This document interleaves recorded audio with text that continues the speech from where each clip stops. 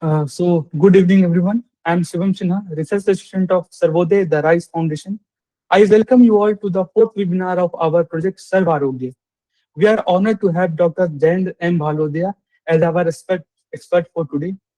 Please keep your microphone muted for discipline and keep your questions ready to be asked to the expert. Now I request Sneha ma'am, the editorial director of SarvArogya, the RISE Foundation, to welcome our expert and provide the program overview. Over to you.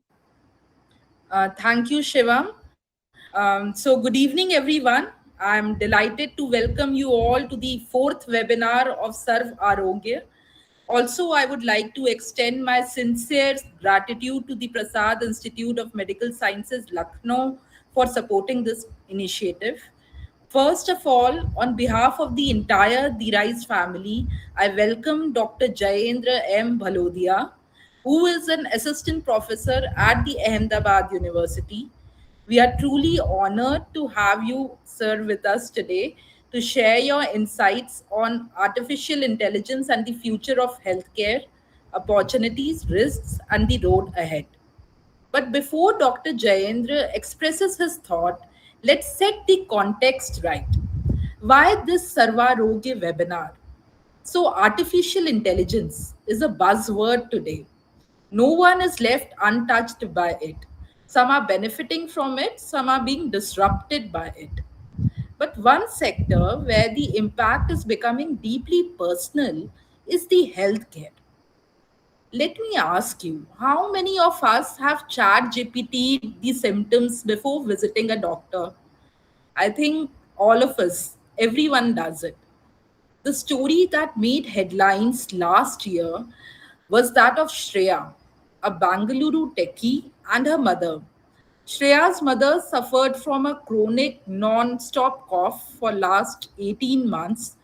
Shreya consulted top doctors. She tried homeopathy, allopathy, Ayurveda, and various other branches. In fact, instead of improving, her mother's condition worsened.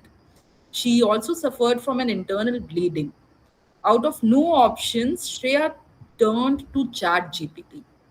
And yes, Chat GPT did save her mother's life. This is a real story that made headlines last year.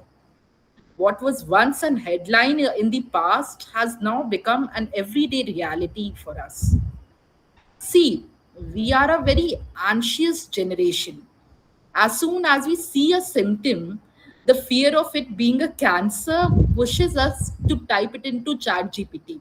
Why wait for an appointment when the answers are out there on our mobile phones or a laptop, and that too free of cost? But on a serious note, the declining trust on the doctors, the skyrocketing consultation fees, diagnostic fees, has pushed us towards these AI tools. But we need to understand, are we getting a diagnosis or just a prediction? See, these AI tools, they are large language models, they are trained on huge data sets, which also includes large set of the medical literature as well. But what these tools are doing is pattern matching. They are not diagnosing. They cannot see the paleness in the face of the patient or the lump. When we upload our medical reports, these tools can interpret the numbers, the statistics, but they do not have a clinical context. It neither knows the patient's history, the medical history, the socioeconomic background, or his lifestyle. Further, the concern also lies within the data sets on which these models are trained. Since most of these models have their origin in the West, it is likely that they are being trained majorly on the data sets of that region. Moreover, who can forget that these models do hallucinate? They can generate new diagnoses, new possibilities which may not exist at all. A confident answer is not necessarily the correct answer, right? Yet, despite all these limitations, AI does provide a better direction. It informs the patients of the basics and, in fact, makes them capable enough to ask questions to the doctor. But the real question arises during an emergency. Can technology become a substitute for a clinician? And if something goes wrong, who is accountable? The patient, the doctor, the developer, or the technology itself? And believe me, this is just a particular dimension of the artificial intelligence which I'm talking about. Today, AI is deeply embedded in our healthcare ecosystems. See, India stands at a very critical juncture. The challenge before us is not whether AI should be used in the healthcare or not. It already is. The real challenge is how to strengthen the healthcare delivery using AI while keeping these clinicians, the doctors, at the center of the decision making. How to ensure both the safety of the patients and the accountability of the machines. And these questions are not just technological in nature, they are ethical, legal, and public health issues. And that is precisely the main discussion that we aim to start through this webinar. Shivam, over to you. Okay, ma'am. Now I would like to request Sneha ma'am to share the brief profile of our chief guest. Thank you, Shivam. Dr. Jayendra M Bhalodiya is an assistant professor at the Ahmedabad University, holding a PhD in engineering from the University of Warwick and early research experience at the Indian Institute of Technology, Kharagpur. His research focuses on medical image processing, computer vision, artificial intelligence, and health technology, with applications in cardiac imaging, brain tumor diagnosis, single cell analysis. Dr. Bhalodiya has authored numerous high impact journal articles, conference papers, book chapters, and patents. As an educator, he promotes project based and interdisciplinary learning in programming, computer science, and deep learning courses. Beyond engineering, he is an accomplished wildlife photographer, conservation advocate, and contributor to biodiversity surveys, reflecting his commitment to the societal impact through both technology and environmental stewardship. It's truly an honor to have you with us today, sir. Over to you, sir. Thank you. Thank you so much for the introduction. Thank you for setting up the background and the context for today's talk. Like many of these buzzwords are quite in the society, and it's necessary that the people from different domains are able to make sense out of it. Otherwise, they will not know what is happening at the background, and it will remain a black box. So it's always good to clarify like each and every terminology and whatever is happening in the background. So we'll start with that way only. Like first we'll look at the broader picture, then we'll look at healthcare as an individual, then AI as an individual, and then we will merge both of them together, how both can be seen together in order to have better solutions, better options for diagnosis, and how it can be further utilized. And it's already being utilized, but how even it is advancing, so how it can be advanced more and more, and what are the ways with students can start learning, what are the resources from where they can like play around with data sets, as well as some of the established problem statement where they can read from, what are the authentic sources. Those also we'll discuss, and then we'll further proceed with the Q&A. Let me share my screen first.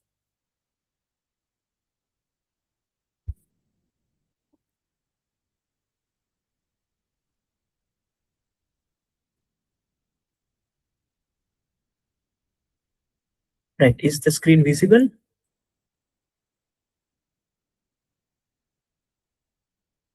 It's visible, right? Okay, okay, right. Right, so let's begin now. First, this is our like broad plan for today's talk. Healthcare, 5 minutes, AI, 5 minutes, then AI for healthcare. That will stress a lot more, 15 minutes. Like exactly, I will explain some of the solutions, how we have developed and how it can be addressed as a solution approach rather than more of the discussion approach even. And then further, we'll have Q&A for 15 minutes so that all the queries and all the doubts can get clarified in a proper way. So first, let's start with, will AI take the job? Like, will it be a reason for many jobs to vanish? It may seem like, but it's actually not taking that way, or it's in a way, in a transition phase currently. So like if you remember, or if some of you might be aware of, like when the computers came into picture, people were thinking like computer will take away so many jobs as well, because they can do many of the things automated. They can do help in many of the tasks. So many of the jobs will disappear, but it will also generate new jobs. So it's not just one side of the coin. Like it will be able to provide lot more powerful tools, and to use those tools, again, people would be required to have those skill sets, and again, it will develop new jobs out of it as well. Even to develop AI itself will be many jobs as well. And the people who are like trained professional, or let's say in healthcare, they also use many of the technology in their day-to-day job.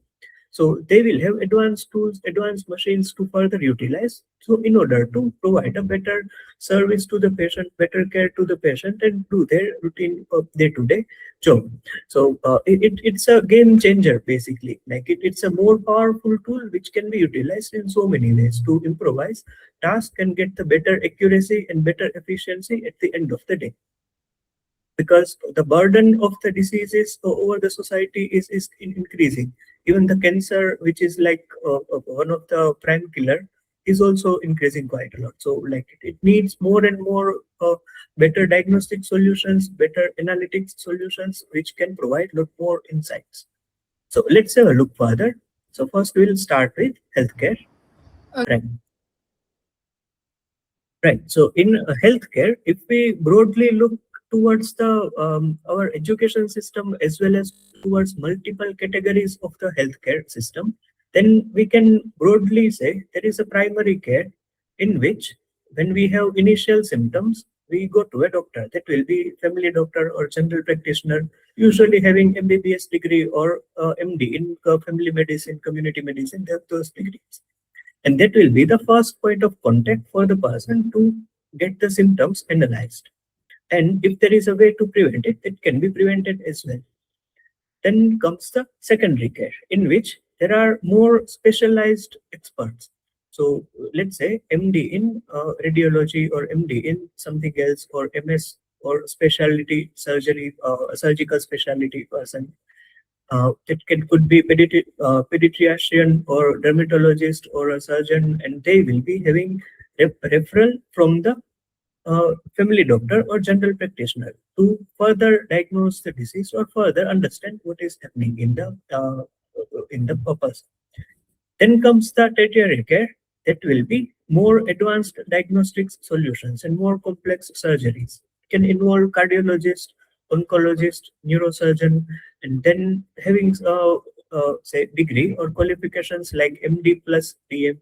Then if it is a surgical branch, then surgical super specialty MS plus MCH.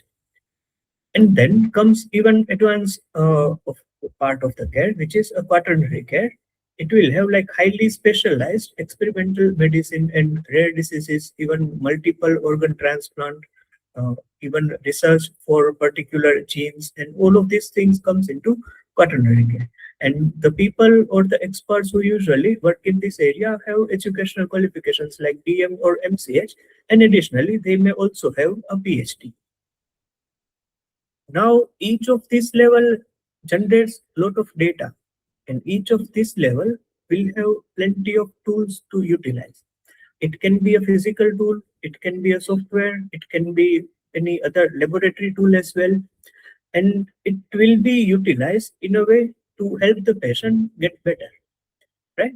Now, when it comes to the data can be utilized to further understand the pattern which is inside it. So let's say if someone has a fever, today he is diagnosed, today he has a symptoms of higher temperature, then based on just one day, the doctor may not be able to make a prediction whether it is, let's say, one type of fever or type 2 flu. This was the earlier slide that we were discussing, primary care, secondary care, tertiary care, and quaternary care. So basically, there are different tiers, and based on the complexity of the disease or complexity of the problem, it will be analyzed at different level and then treated at different level. Sometimes it requires like highly specialized equipments as well as complex methods to understand more into the data. Now the beauty is each of the tier, they collect a lot of data, and this data needs to be understood to find out an underlying pattern. And underlying pattern can actually help. So for example, if someone has fever for, let's say, today he went to a doctor and said that I'm feeling not well and it might be a fever. So my body temperature is high. Now, if the doctor will ask questions like the pattern of the fever, let's say for how many days, whether it is during the day or during the night, or like how it is happening. So accordingly, he will be able to come up with a lot more detailed analysis, and further he will be able to provide proper medicine for it. The key here is data. Now let's move to the second part. If we look at the step-by-step procedure from the patient's point of view, then let's say there are health promotion, so which is to stay well and build healthy habits in day-to-day life. There are many applications available and people do use it, like even very casually, even sometimes seriously. Then there are disease prevention approaches or disease prevention techniques, which happens more at the community level to be able to prevent any disease to spread. Then comes like early detection and diagnosis. From here, like things are getting more detailed and more in a manner which will help to understand the symptoms in a detailed manner. Then comes treatment and intervention. After that, disease management itself, like manage an ongoing condition and prevent complication. Further, rehabilitation, so that to recover the function and improve daily day-to-day life. Then palliative care, so to relieve the symptoms and improve quality of life. And at the end of life or hospice care, it provides comfort and support with dignity. Now, these are like different stages or different parts at which a particular individual can be addressed to improvise the health. Now, again, the beauty is data. At each level, there are a lot more data. It's not just text data. It's not just audio or verbal data. It's not just, say, physical examination data, but it is also image data, a lot more. So if somebody is going for MRI or CT scan, ultrasound, again, it's a lot more data. Now, because of the growing use of many of the tools and availability of the many of the techniques, the amount of data is quite a lot. So it's not very easy to be able to find a pattern out of all the data available. So basically, it would require more advanced solutions which can help to find pattern within those data. I will explain like how that can happen at the AI and healthcare intersection part. But at this point, you can keep in mind, like in healthcare, there is a lot more data which can be analyzed and understood. So for that, one very powerful tool or one very powerful approach is artificial intelligence. So it can provide a lot more insights. It can provide a lot more detailed and comprehensive analysis for particular conditions to a particular individual. So patient-centric as well as particular disease as well. So it will be a lot more personalized solution if it is developed with an AI.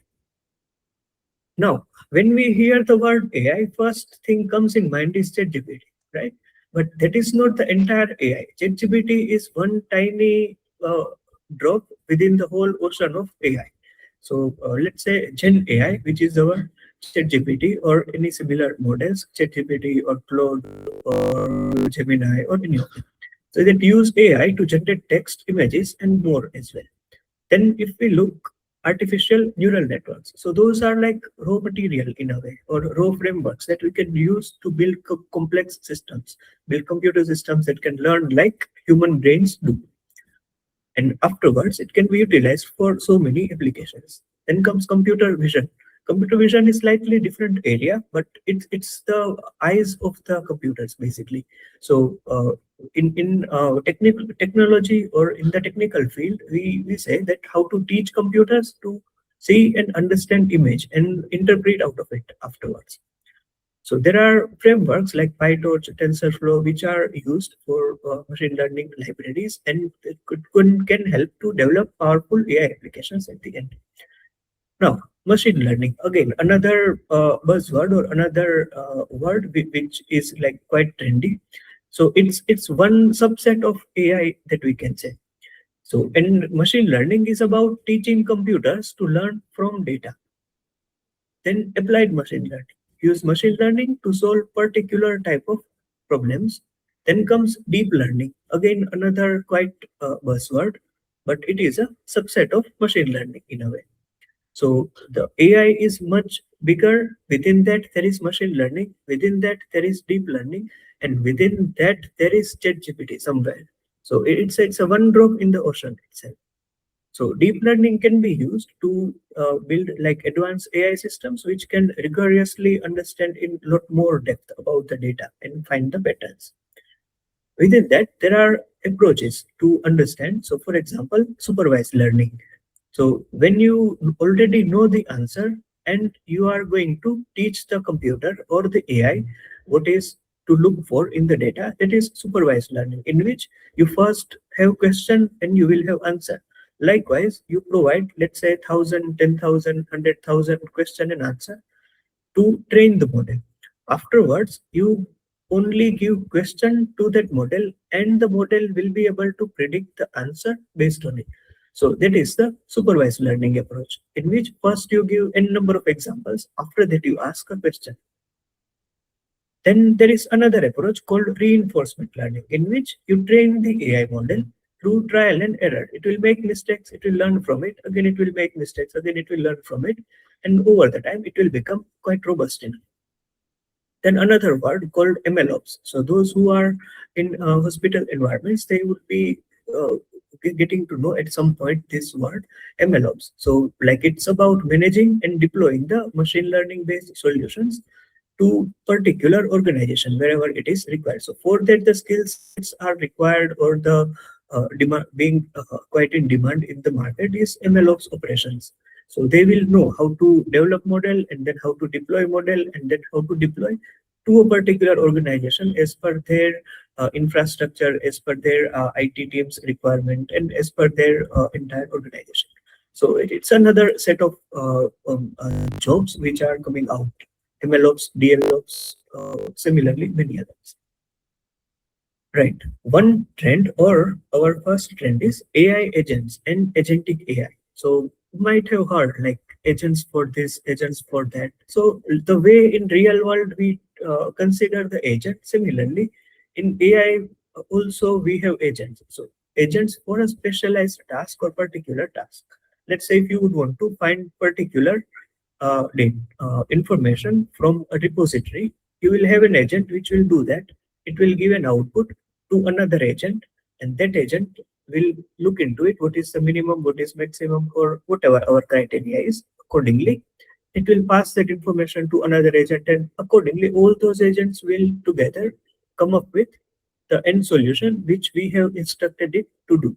So it's basically automating the task. So for example, if there is a booking system, or say appointment booking system at a hospital, so it will first, the way that automated say voice recording happens in the phone call, similarly these agents can also do all of those things automatically, and it can even further book the appointment, schedule it in the calendar, and send an email as well, and all of those tasks can be done. So it's just one simple example, but they are powerful more than that. Even they can do a lot more.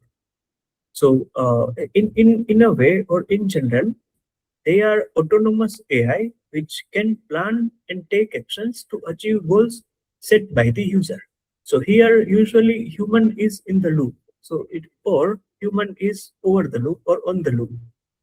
So it takes care of what input to give and what input to expect and what output to get generated from that whole system, or from that whole multi-agentic system. Now, from healthcare perspective, it again raises a question, like if the data of the hospital is going out, how good it is, or why it should be used, and what are the chances for the patient that his data will get leaked or will be out. So here, the AI-based deployment is again safe, because it's not always required to share your entire data set to any external organization. You can have your own data set at your hospital, let's say data of say ERP, and it will remain with the hospital. It will not go to third-party provider. Now there are frameworks, let's say LangChain, which will talk to this database as well as it will talk to the AI or the LLM model, and together it will be able to give a lot more personalized information to the system or to the dashboard or the person who is handling it at the hospital. Now, even to secure it more than that, there are ways. Say, for example, there are set category of models called Llama. So Llama is basically an open source, open access. You can download it and keep it on the server of the hospital itself. The data will not go anywhere. It will remain within the hospital. Even model will remain in the hospital, and it can be used quite effectively for many of the applications, whichever is required to generate summaries or to schedule any appointment or any task, whichever is required to do with that. But again, here there will be people who can stay in that loop to verify all the data is happening properly and whatever the results are coming is making sense or not, or there is no break in the operations or anything. So to enhance the safety and security of the systems, it's also quite efficient. So that can also be possible. Right. So just an overview, like how these large language models evolved over the time. So early in 2000s, 2013, there were not those many things because the major breakthrough came in particularly AI was in 2012. Before that, there was AI, but it was not that much big way utilized. So in 2012, one paper show how to use it with GPUs and how to implement image classification, do the deep learning. And then everywhere, like in academia, in research, in industry, everywhere, the deep learning and AI boom has started. And now we all know, right, the way ChatGPT is there, then Claude is there, then DeepSeek is there, Llama is there, many of them. And their new versions also keep coming and coming. So each of them will have their own technical capabilities, but they are still improvising. It's still not, it has not reached the saturation. It's still improvising. New family of models, which are even including the physical aspects of the physical world, along with large language models to further show how it can be done in a more rigorous manner. So that is also happening, and it's the next wave or the next family of models coming up. It's called world models. Then another trend which is called deep tech. So deep tech is a short form for deep technology, which refers to innovations based on substantial scientific discoveries or significant engineering advances that solve complex and real world problems. Here comes something which is quite useful or even a lot more powerful, because in healthcare, what you require is precision, second, efficiency, and something which is secure. So all three of these things can be provided with deep tech.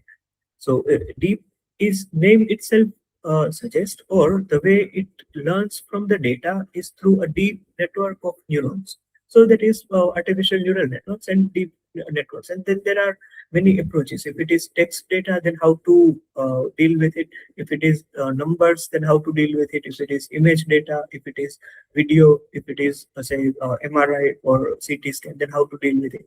And there are specialized models to address each of those things. And again, like how they can be used to enhance the efficiency as well as accuracy, we will see in the intersection part of AI and healthcare in the next few slides. Right. Another trend of data analytics and AI, where two different domains, not very much different, but both of them have their own rigor into the technical and mathematical and statistical side. Now, data analytics understands how to look at the data and to understand and explain it. And artificial intelligence uses that data to learn, predict, and make or assist with decisions. Here is the key point. It helps to assist with decisions, because in healthcare, the decisions play a much bigger role. If there are 10 experts involved, or let's say 5 stages involved, then at each stage, there will be several decisions. Whether someone has this symptom, then it can be this condition or not. If there are MRI is saying this and the ultrasound is saying this, which one is more accurate? Then if MRI has MRI is showing this type of abnormalities, and CT scan is also showing this kind of abnormalities, how the ultimate surgery can be planned. So all of those complex decisions can be enhanced with the use of AI, not just LLM or ChatGPT, but these are very sophisticated tools which are some of them are happening and some of them are still coming in the market. And basically the field is evolving. It's far from being saturated. So it's just the trend, and it's just has getting into the direction more and more, because it has capability to deliver something which we can't directly do in a less time or in a accurate manner either. So that's where it provides a lot more sophistication and a lot more enhanced details. Now let's look at some of the particular examples that will help you relate more, like how AI can be used in a very constructive manner, very decisive manner to enhance the current healthcare practices in a much more accurate manner as well as much more efficient manner, and while keeping the patient and the data safe. Right. So these are three examples. I'll read first. I will read them first, and then we'll go a little deeper. So first one, heart chamber segmentation from MRI to estimate left ventricular ejection fraction for dilated cardiomyopathy patients. Now, when a person has heart failure symptoms and approach a consultant cardiologist, if the cardiologist need to make decision out of it, like what exactly the condition is. And because again, it can be multiple conditions. So here I have mentioned dilated cardiomyopathy. It can also be other type of cardiomyopathy. It's not necessary that it will be DCM only. So how would he will reach to that decision, whether it is dilated cardiomyopathy or something else? So for that, they will have a parameter called left ventricular ejection fraction, or it's a measure for them to understand how to estimate to how efficiently the heart chamber is pumping the blood. So for that, what it would require is input from MRI data. Now from that MRI data, what it needs to understand is how bigger is the heart chamber and what is the thickness of the heart chamber. Each of them, whether it is ventricle or atrium, all of them it needs to understand thoroughly first. So heart chamber segmentation means to estimate how thick the heart wall muscle is, heart muscle wall is, and accordingly during each heartbeat, how much blood is it pumping. So that is left ventricular ejection fraction. So from the, because it's going from the left ventricle, and based on that, they will be able to understand whether it is dilated cardiomyopathy or hypertrophic cardiomyopathy or something else. Because in one of the condition, the heart wall will become very thin. In another condition, the heart wall will become very thick. Now imagine, why do we need AI for this task? Can't we do it just by looking at it? So here is the catch. Basically, if you do ultrasound based imaging, it will be low resolution and the images won't be that great to give like all the details. So that were the early or the initial techniques. Still, it is quite being used because of other advantages of being portable and quite easily deployable. It's being used. But let's say you have slightly advanced version, which is MRI. So it can provide you more high resolution images, more details into the images. Now imagine a hospital where there are say 50 patients coming in a day, or say at least let's say 20 patients coming in a day. He will go for an MRI, and if the radiologist will sit down there and identify the heart chamber from that MRI volume. So now it's also not just 2D MRI. MRI has also evolved from 2D to 3D. And it can provide a lot more detailed heart chamber or the view of the heart. So in each and every image, if we will manually check how big is the heart chamber, then he may not be able to complete for all the patients by the end of the day. And the hospital may not be able to deliver to the patients in time. So which is again an issue to deliver to the growing need of the patients.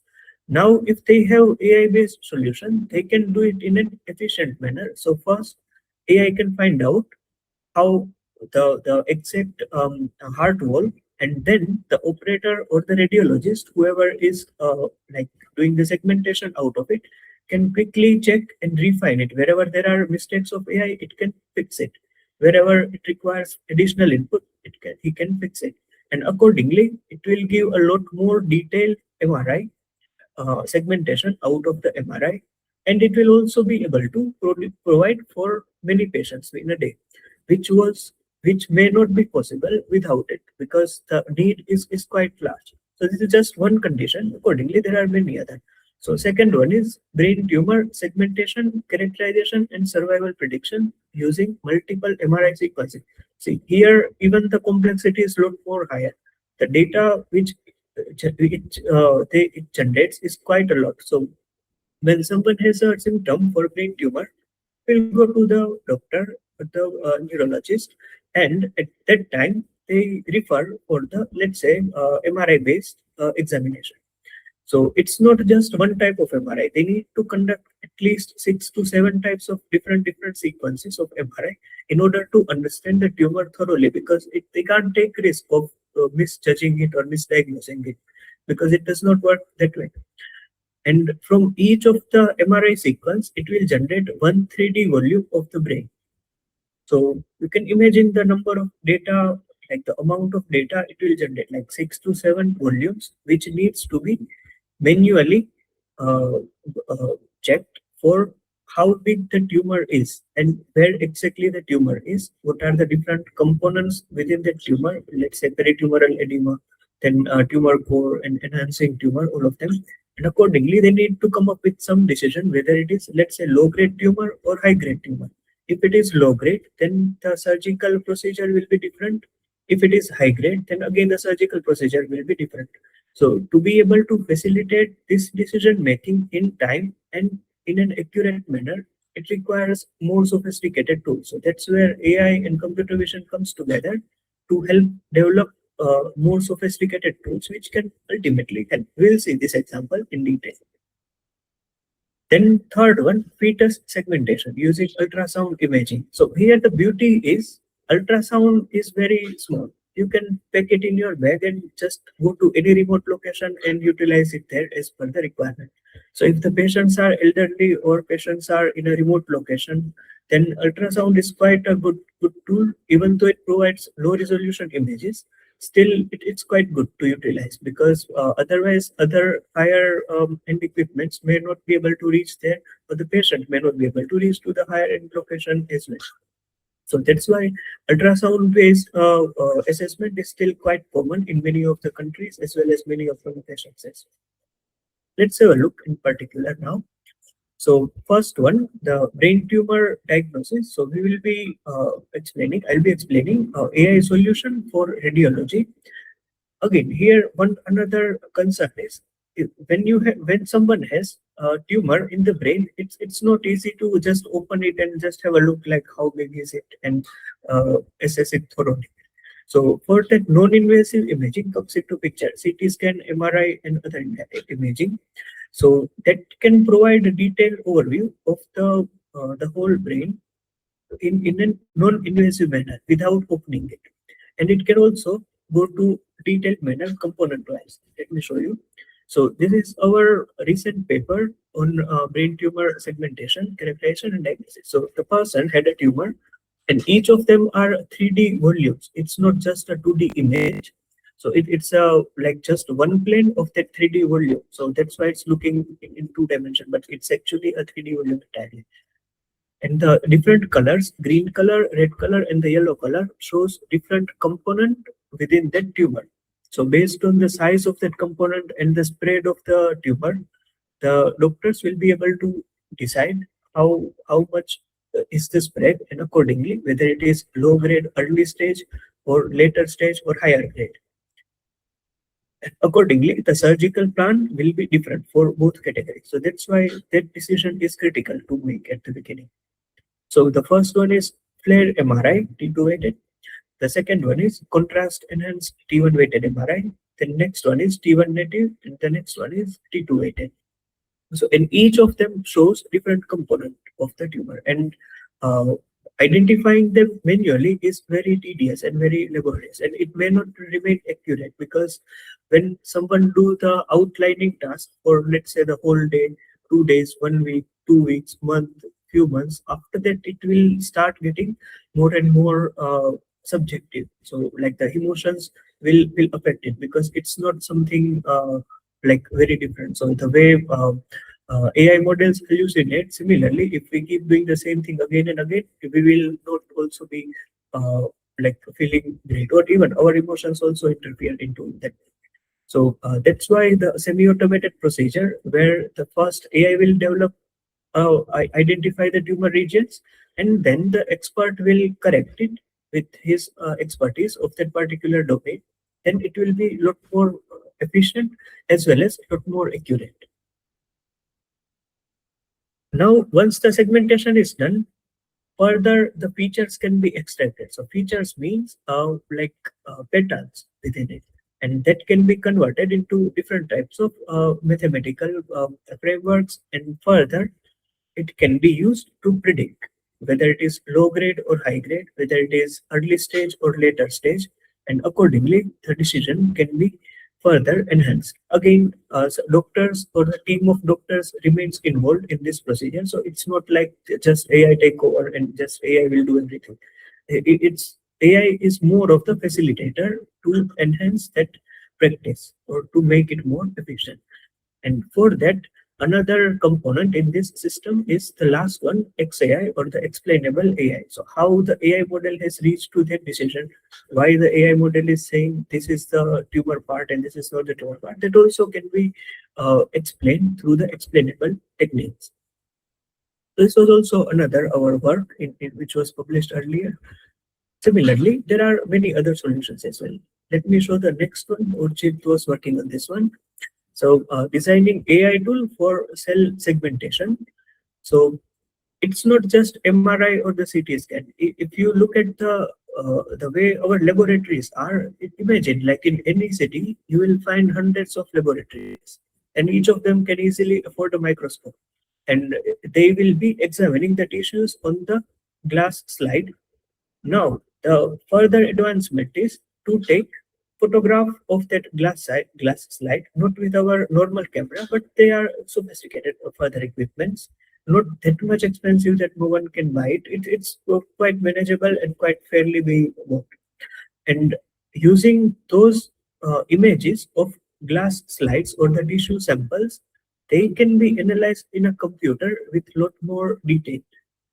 And for example, one simple or not simple, one fundamental approach or fundamental analysis is the cells, counting the cells and understanding how the each of the cell has spread. So like on the left hand side, you can see the original patch. On the in the middle one, it's the ground truth, like the cell boundaries. And on the right hand side, it's the predicted cell boundaries. So this was Urjit's work during his master's thesis. And this work also got accepted to one of the very top conference. It's EMBC conference, Engineering in Medicine and Biology, and they encourage this type of research. It's quite old and quite top conference in this area. So, like the beauty is, this type of work can help to segregate each of the cell. Now, once you know each of the cells separately, then you will be able to count how many cells are there in the slide. So accordingly, you will be able to make so many of the analysis. So, and that too through the use of a computer or a sophisticated software. Expanding from here, it can also enable single cell analysis. So this one, again, the Urjit's thesis part, thesis work. So this is a cancer sample of human brain, and the sample has also been provided with additional genes data or the gene map. So all of these are gene spots on the right hand side image, which are zoomed in. So for within each cell, how the genes are located and what types of genes are there, number of genes as well. So that also can be analyzed through the use of AI tools and integrating single cell integrating cell segmentation with special transcriptomics to be able to facilitate single cell analysis, which are otherwise not directly feasible, or because with our eyes directly we can't see the genes like this. So it's like more of the AI plus data analytics approach to provide like lot more details to be able to facilitate a detailed diagnosis of the cancer patients, because here it's quite critical. If it is say other not that much critical situation, then it would be a different tool. But for the cancer patients, the thorough analysis and detailed analysis is quite essential. So that's where the AI or the two technologies, which are quite powerful, can be utilized to further get more insights and better diagnosis ultimately. Right. So these were just two of the case studies that I am going to highlight. And here, if you would want to start, like from where to start, like what are the people who does this kind of work? Where are the researchers? So in conferences, BICAI or the medical image computing and computer assisted intervention is very much dedicatedly working in this area, particularly image based diagnosis. And the another one, IEEE International Symposium on Biomedical Imaging, they also work in this area quite a lot. Then EMBC, Engineering, Medicine and Biology Society. Then in journals, IEEE Transactions on Medical Imaging, Medical Image Analysis, and Radiology. These three are quite good to refer to and have, understand more about it. Then there are grand challenges which are globally recognized, and it's been happening since many years. It's not like uh, this subject or this topic has come out of the blue directly, but it's happening since many years. And many researchers have been contributing since so many years. Many good companies are also into this area. Even Google, Intel, Canon, all of them are heavily in this area. So because these are very high-end systems and very sophisticated tools. Some of the open access data repositories from where you can start with is the portal.gdc.cancer.gov. So for they have particular cancer data. But on this Grand Challenges website, you will also find plenty other data sets which are authentically collected, very much well curated by experts, but not just one expert, many experts across the globe. And they release it in order to advance the research and facilitate young learners and facilitate young researchers as well, and even to advance the field itself. And there are many tools which are freely available. For example, ImageJ, 3D Slicer, and Python we all know. So these tools can also help you visualize the data if you want to look into it and understand how it is, and then further develop new tools or techniques. Then this type of tools are quite useful. Right. So we are like almost towards the end. Questions? Yes, please. Any questions? If anyone wants to ask question, please do ask. It is a great opportunity. Shivam? Yes, Nikhil. Go ahead. Nikhil, go ahead. Yeah. Sir, my question is regarding, like you mentioned that there is so much research happening in the field of radiology and many aspects of the healthcare. But my question is regarding from the policy aspect, that what is a major bottleneck that you think it will come into the routine clinical practice that will be happening? And the second question is that, if AI fails to detect something, where we can with whom we can set the accountability? These are the questions, sir. Right. So I will answer the second question first. So basically, there is always a human in the loop here. So in all of, because these are very much sensitive area, it can't be just let the AI do the decision and it will never, no, not that way. So there must be an expert who will sit on top of that tool, and he will validate whether the output has came from the AI tool is accurate or not. If it is not, then where are the issues and how it can be fixed, basically, in order to provide the ultimate proper and the correct diagnosis to the patient. So it's a human in the loop in this type of tool.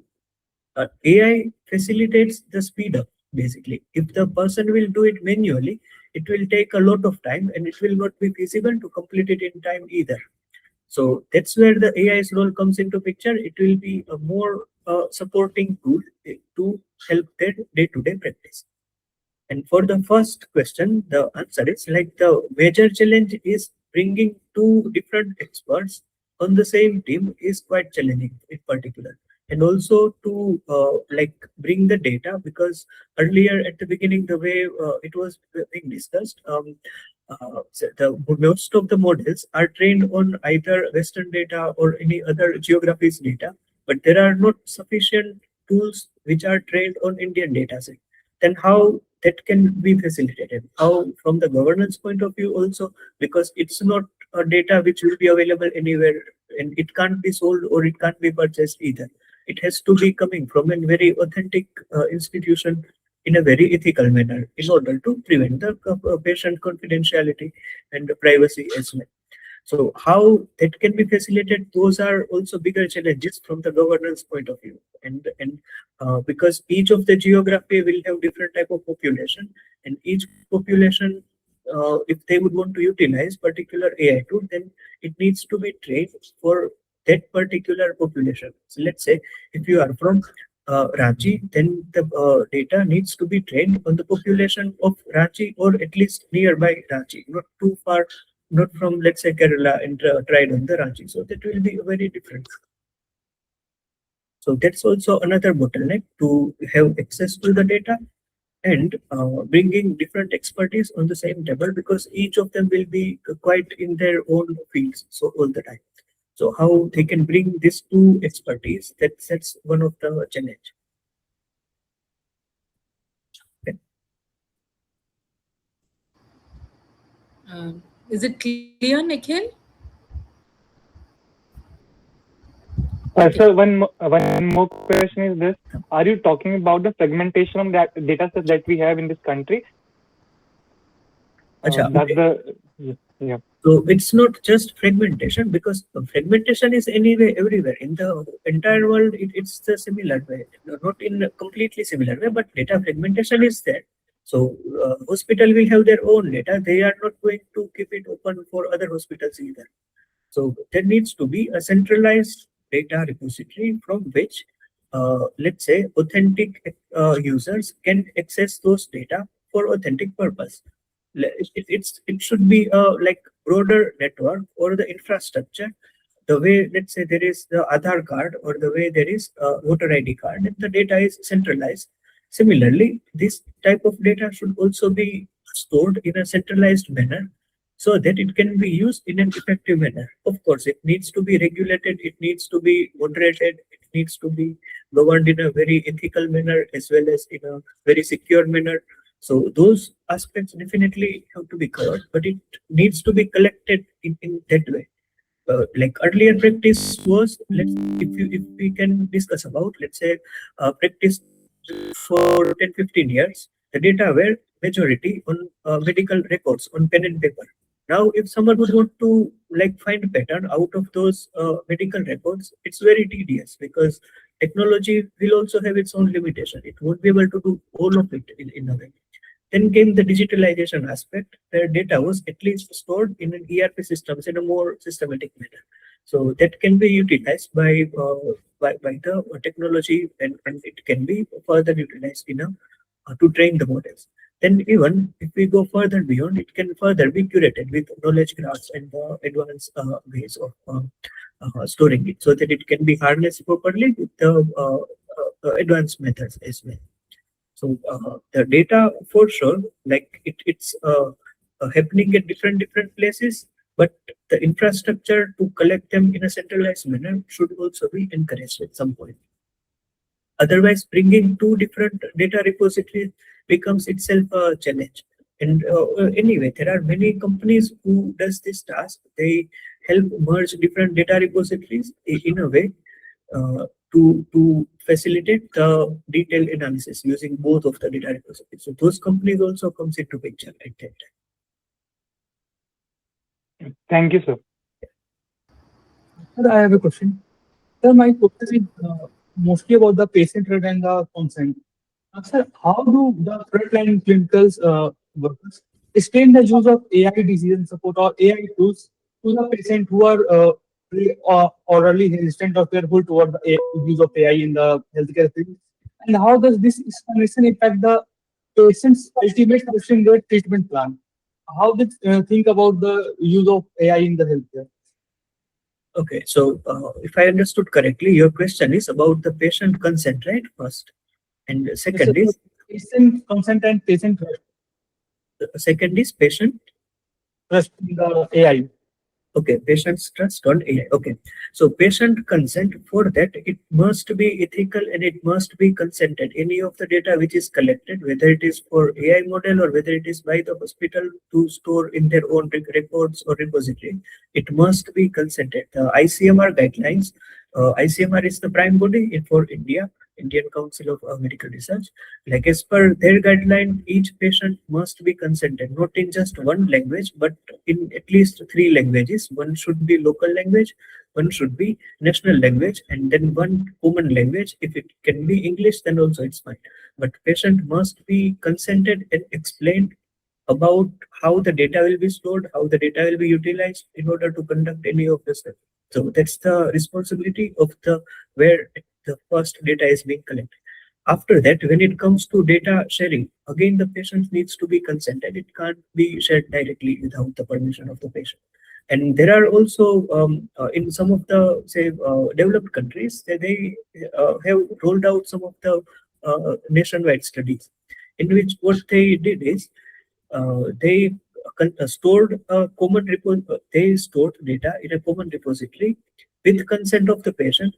And even at some point, the patient would want to withdraw his consent. Like today, I have given my consent. After 2 months, I don't want to keep it there. I'm not feeling just in case.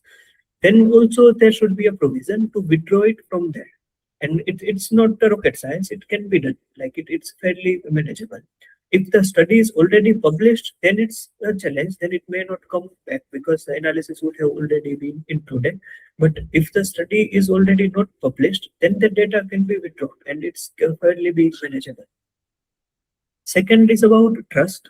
So trust comes like in two parts. First is about patient trust, and second is about the trust of that tool or trust of that procedure which is being utilized. So for the second part, like for the procedure, the AI model can be trusted if it can make sense out of it. If it remains black box, then it does not make sense. Patient won't, the expert won't trust it anyway. So if the model can explain why it has reached to that decision, for that there is an entire category called explainable AI, which particularly address all of these issues and helps the tool to explain why the decision has happened. So, for example, if you give it a signal pattern and the tool is saying that this is an epilepsy signal, it's coming, the patient is likely to have epilepsy. Now, based on the thresholds, if it will highlight the signals which are saying that this is like above the threshold or below the threshold, because of that it is epilepsy, then the expert will be able to make sense out of it and it can be utilized. So this kind of research is happening in anyway, and that's where the trust from the AI point of view comes into picture. But the first one, the trust from the patient, that comes only when the patient is consulted with proper knowledge. Like it comes under patient education as well as patient safety.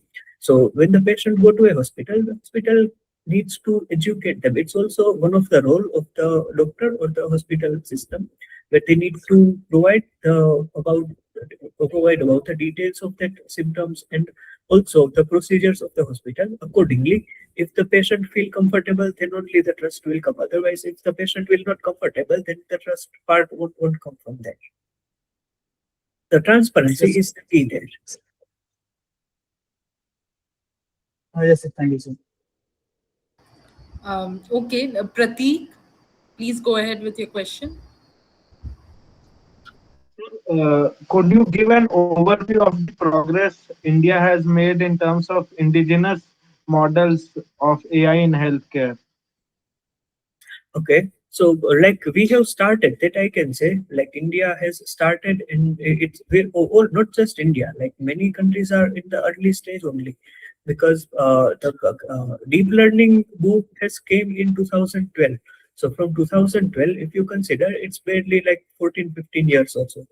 So by this time, those who had already established repositories for the data, they had quite an advantage. But other than that, like model training and new models again keep coming into the market, then new tools keep coming into market. So those who have access to the good data set, they manage to produce. So there are many companies in India also have managed to do quite well, and they have already developed models. But it's a still huge gap. Like there are n number of ways it can be further improvised, and further new models, particularly for Indian patients, can come out, because it's not trained on Indian data that much. Like there are people who have trained, but there is a huge gap as well to train our models on our data. Yes, sir. Thank you. So one question from my side also. Uh, so with AI comes a lot of data, and with data comes a lot of data centers. Since you're also an environmentalist, data centers do consume a lot of energy. How do you look at it, and what do you feel is the way forward towards it? Yeah, so it's definitely a challenge, because to store all of this data, there needs to be like bigger data centers already happening. Like many of the investments are also happening for that purpose. To like wherever it's like a balance between technology or the advancement and with the nature. So wherever it's not necessary or not required, that type of data can be omitted. But where it is required, for example, sensitive health data or like patients' data, that can be stored with those data centers. But if it is not that much sensitive application, or not that much impactful area, then that data could be probably omitted. So it will cause a little less impact on the environment, and at the same time, it will be able to provide efficient data for the impactful areas. Okay, sir. Thank you, sir. Any other questions anyone wants to ask? Sir, I have another question. In the world of AI, many people or many children or many other publics have started using AI for their self-claimed autonomous clinical exploration. So, what can be done on that topic, sir, on that issue? You mean As autonomous most of the vehicles, right? I think most of the people just upload their own research or their own report, and they do not consult the specialist on some topic, and they find some solution for the disease. Acha, can you repeat, because the voice was breaking up? Okay. Just give me one minute. Sir, I was talking that most of the people have just upload the report on the chat GPT or any other AI, and don't consult any specialist for any specific type of disease, and do their medication according to the AI. What rules can be made against that, or what can be done for that issue? Okay, so that's not a good approach, right? It's like, say, Exactly. doing an assignment just without knowing what the background is. So if you just upload your report to the ChatGPT, the ChatGPT will not know what is the background of your history, what are, say, like let's say the MRI if you have done, the ChatGPT will not be knowing what MRI you have done, or why you have done that MRI, and even like what is your family background in terms of, say, genes, or like any disease which are coming hierarchically, or which not have happened. So those are the things which shouldn't be done. Like it shouldn't be just being uploaded to the uh, like model where it does not give, where which are not reliable.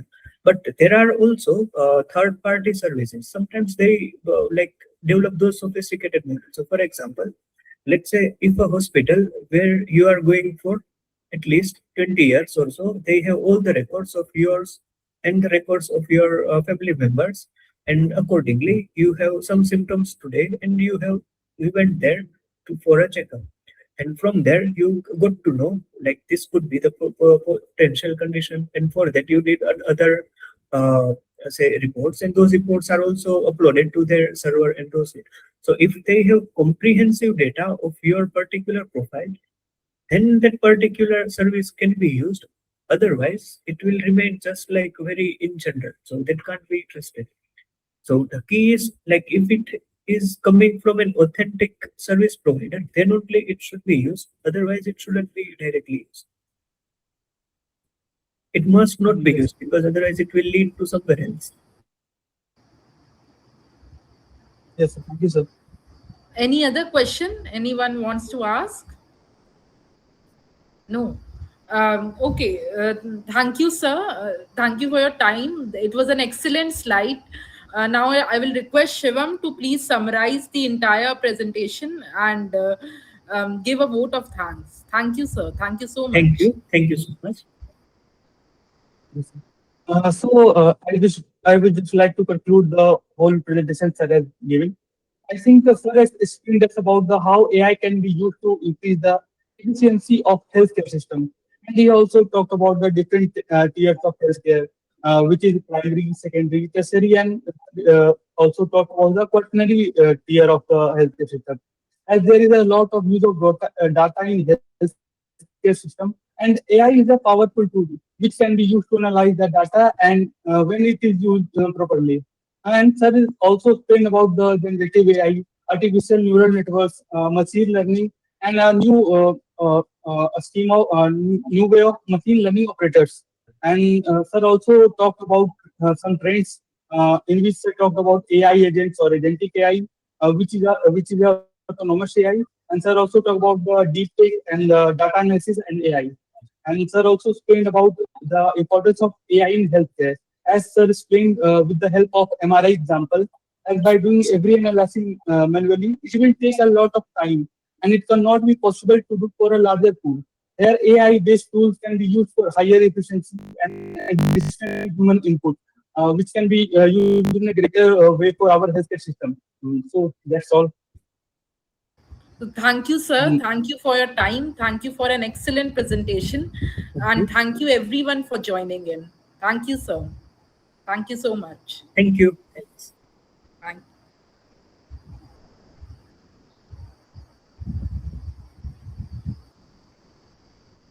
thank you, everyone. Thank you.